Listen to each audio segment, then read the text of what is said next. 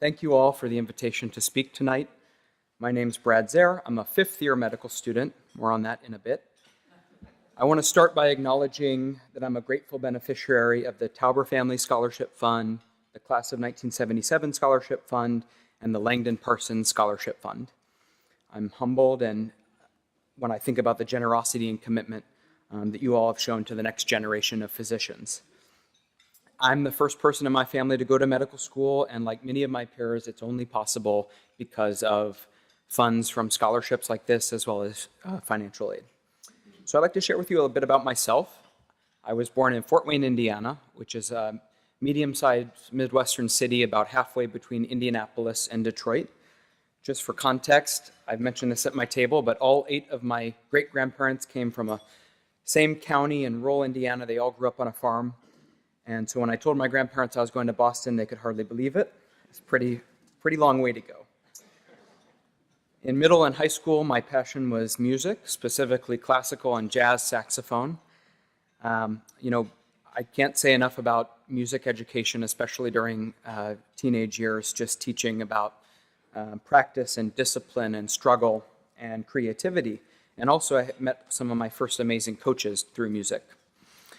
I ended up getting an academic scholarship to go to Indiana University, and in my first month I auditioned to go to the world-renowned Jacobs School of Music at IU on jazz saxophone, and if anyone listens to jazz, I played Charlie Parker's tune Confirmation. Such a great tune. I was rejected in 20 seconds. So I switched to pre-med, which was actually... That was actually kind of my plan A deep down all along. I made my minor music and my major biochemistry. And then during freshman year, I went down to the student newspaper because I wanted to make a little extra money and I knew basic grammar. And I wanted to meet some interesting people, which you will do if you go to a newspaper. And I can't tell you, when you're a copy editor, your job is to basically memorize the Associated Press style book, which was great preparation for medical school, just memorizing endless lists of facts. And, I got really good at editing the student newspaper, and by junior year, I was elected to be editor-in-chief at the student newspaper. And, if you ever have heard of Indiana University, the Indiana Daily Student, they're one of the finest student newspapers in the country. They send people to the Washington Post, the New York Times, NPR every year. And I got to work with those people, and I had no business being their editor at all, but I was. And that really taught me about teamwork, deadlines, pressure, getting things right, and being fair. All these aspects that come into play now when I'm on the wards or talking to patients. It's amazing what these things that you do when you're young and you don't really know what you're doing, they actually affect you. But all my time at the college newspaper took an effect on my organic chemistry grade. I didn't do very well. So I ended up looking for a post-bac program to get me in a better shape to apply to med school, and that was the BU MAMS program, the Master of Arts in Medical Science program, which again is one of the top ones in the country that students try to go to bolster their application for medical school.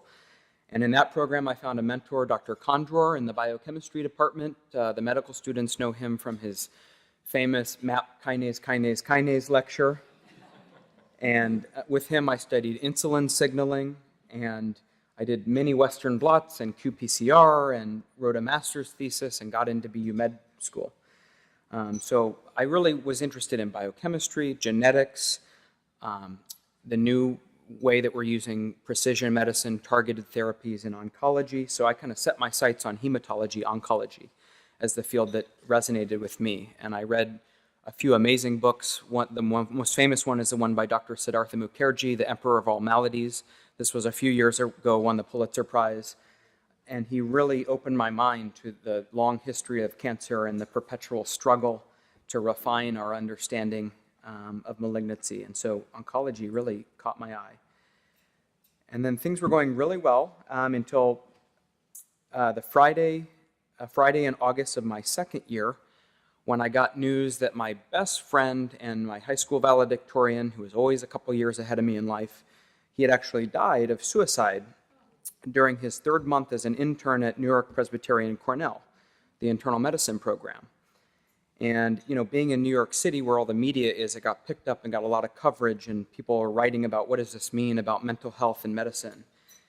And so this was a really crazy time for me. I failed 2 exams, and without the help of the BUSM Office of Student Affairs, Office of Academic Enhancement, scholarship support, without all those things, I wouldn't have stayed in med school. But what this tragic event did for me was really identify something that I needed to make a priority in med school, which was advocating for medical student wellness and well-being. I think it's no secret that physicians have a very high rate of burnout and depression and mental health burden. And so I made it a priority to lead what's now called the BUSM Wellness Initiative. It's in its 3rd year now. It's a student group that really tries to educate the student body of how to make wellness a priority. And also, one of our best achievements so far has been to make it easier for medical students to go seek mental health treatment if they need it, and to make it a normal thing. It's okay if you need to do that. And I, again, want to thank BUSM for making that possible. Yeah.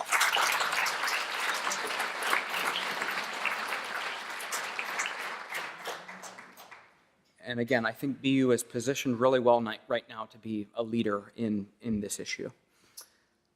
This setback really added an extra year to my med school career, which is why I said I'm a 5th-year student. But it really worked out because I've turned this year into a year for research. I've been working on pathology on a thing called ThyroSeq, which is sequencing thyroid nodules that are indeterminate to better guess whether or not we need to take a thyroid out. And I've been also doing a lot of advocacy, working at the American Medical Association and the Massachusetts Medical Society, advocating for basically healthcare reform to make a more equitable and just kind of healthcare system.